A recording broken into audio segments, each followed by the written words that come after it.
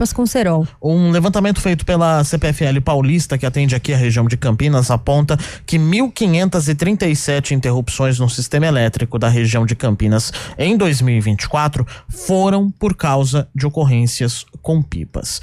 A cidade de Campinas reuniu 542 ocorrências, Sumaré na sequência com 202, e aí tem outras também. Nas cidades com mais de 100 ocorrências, temos ainda Hortolândia com 146 e Piracicaba com 117. E por isso nós vamos conversar hoje com o Fernando Amaral Zica, que é consultor de relacionamento da CPFL Paulista, para falar um pouquinho mais sobre esse tema. Fernando, muito bom dia, muito obrigado pela presença aqui no CBN Campinas. Bom dia, Fernando. Bom dia, Aline. Bom dia, Felipe. Bom dia a todos os ouvintes da CBN. É um prazer estar aqui falando com vocês a respeito desse tema. É um tema, como vocês trouxeram na abertura, que provoca não só a interrupção no fornecimento de energia elétrica, né? Apesar de ser preocupante para a distribuidora, o número de ocorrências você trouxe na região como um todo de Campinas, 1.537 ocorrências, é um volume expressivo de ocorrências. Nós estamos na época de férias escolares, essa atividade, essa recreação aumenta bastante. Então, assim, eu quero trazer aqui para vocês e para os ouvintes alguns cuidados que são importantes nessa época. Ô Fernando, antes da gente falar sobre os cuidados, a gente estava falando sobre o poder cortante de uma linha com cerol. Ontem a Guarda Municipal disse aqui pra gente que era equivalente a um bisturi, né? Tamanha a precisão do corte, e a precisão nesse caso pelo sentido negativo e pela profundidade que o corte pode gerar. Pelo que a CPFL pôde identificar durante todas essas ocorrências envolvendo pipa, aconteceu algum caso de cabo ou semi-partido ou totalmente partido por causa do cerol? Acontece, Felipe, existem algumas ocorrências onde chega a romper os cabos, né? Isso é um tema preocupante para a distribuidora, para a CPFL, não só pela interrupção do fornecimento. É uma preocupação porque pode ocasionar um choque elétrico até fatal, né? Um cabo rompido no chão, né? Então, assim, nas orientações é sempre procurar um local distante da rede elétrica. Mas os principais ocorrências dessas 1.537 são curtos-circuitos provocados pela pipa enroscada na rede. Mas o poder cortante, né? Haja visto o acidente que ocorreu com o motoqueiro em Indaiatuba, o poder que tem de cortar uma linha cerol, ela é proibida, tem uma lei estadual que proíbe, em Campinas tem uma lei municipal que proíbe a comercialização. Então, assim, é um tema sensível, precisa de fiscalização e atuação de todos. O Fernando comentou aí sobre a questão do curto-circuito, por exemplo. Essa é só uma das coisas que pode acontecer com a pipa enrolada no fio, né? Esse é um dos pontos, né? Ela enrosca a pipa com a rabiola, chama em alguns lugares, rabo, né? Não sei qual que é a denominação que cada região usa, mas esse poder da rabiola de enroscar no fio e acabar juntando os cabos, provocando um curto-circuito, o rompimento de um cabo, ou até mesmo a criança soltando a pipa ficou enroscada na rede ou numa antena, vai tentar resgatar, isso também provoca acidentes até fatais. Então é sempre assim, evitar, resgatar, perdeu a pipa, vai para outra, né? Faz outra brincadeira, monta outra, né? Junta a sua turma. Eu acho que o objetivo é esse, é se divertir com segurança.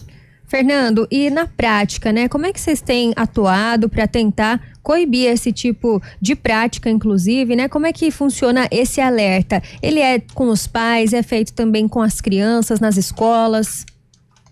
Acho que isso é um dos principais programas nossos, né? Nós temos frequentemente visitas nas escolas para levar esse tipo de consciência. Tanto a consciência da utilização da energia, porque acho que as crianças são os maiores multiplicadores para os pais desse tema. Então a gente faz apresentações na escola, leva esse material que demonstra a importância, mas nós temos para o pai também, né, uma campanha que ela é frequente no nosso site, que é o Guardião da Vida. A gente fala tanto de pipa quanto de outros assuntos relacionados à energia elétrica, que é importante para todo mundo que trabalha junto à rede, seja um pintor, né, uma pessoa que está fazendo uma reforma, mas para os pais também lá poderem entrar e acessar e terem cuidado com o seu filho na hora de comprar a linha, de comprar o material adequado. Acho que o principal ponto, né, que a gente conseguiu até uma redução, se comparar 2024 para 2023, uma redução de 6%, em virtude dessas campanhas que a gente faz de conscientização, de estar nas escolas, de falar com as crianças, de falar com os pais e de falar com vocês aqui na CBN.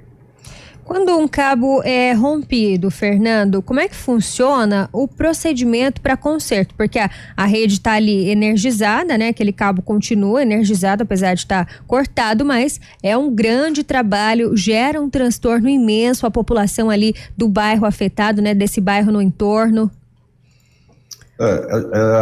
Tanto para a população, para o bairro, e pode até ser uma região que tem um hospital. Pode ficar um hospital sem energia, uma residência que tem uma UTI domiciliar. O reparo, a nossa rede ela é programada, né, para na maioria das vezes, quando rompe um cabo, seja por um aborramento de poste ou por uma linha de cerol, quando o cabo rompa, a rede é preparada para que ela desarme e o cabo caia no chão, né, sem que esteja energizado. Mas, eventualmente, pode acontecer de um cabo energizado cair no chão. Então, a principal orientação é para todo mundo ficar longe do local, isolar o local, né, ficar longe do local, aciona a distribuidora, se não tiver vítima no local, aciona a distribuidora trata isso como emergência, para a gente aparece uma sinalização no nosso centro de operações. Quando tem um cabo partido que é tratado com prioridade 0, é o primeiro despacho para a nossa equipe, né, mas se tiver alguma ocorrência desse tipo, com pipa e com vítimas no local, daí tem que acionar também o SAMU, o Corpo de Bombeiros, né, os órgãos especiais para que possam também, junto com a distribuidora, prestar o socorro. Ô Fernando, só para a gente poder dar uma dimensão aqui para o nosso ouvinte, em uma condição em que não haja vítima, ou que simplesmente enroscou a pipa, causou ali o rompimento do cabo, a interrupção da energia elétrica, quanto tempo demora para que a equipe possa, isso na média no mínimo, né? Quanto tempo demora na média no mínimo para que a equipe possa fazer o reparo? Porque tem que tirar todo o fio, não é simplesmente pegar e amarrar um fio com o outro ali, né? Tem que trocar todo aquele cabeamento.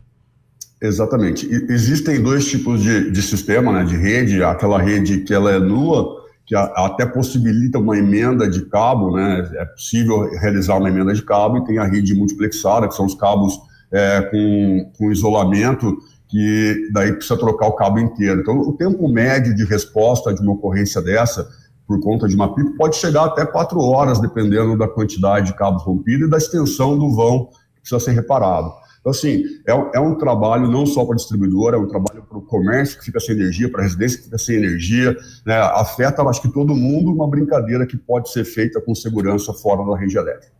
Quando vocês têm essas ocorrências, Fernando, na concessionária, né? Vocês repassam essas denúncias do uso do cerol para as autoridades, de repente a guarda dos municípios, até a polícia militar? Quando há alguma informação que possa ser dada de identificar, a gente tem esse contato, né?